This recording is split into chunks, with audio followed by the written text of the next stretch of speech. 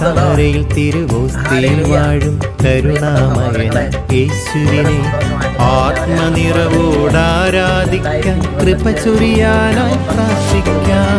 വചനം കേൾക്കുമ്പോൾ അവ എന്നിൽ നിറവായി മാറാൻ പ്രാർത്ഥിക്കാം.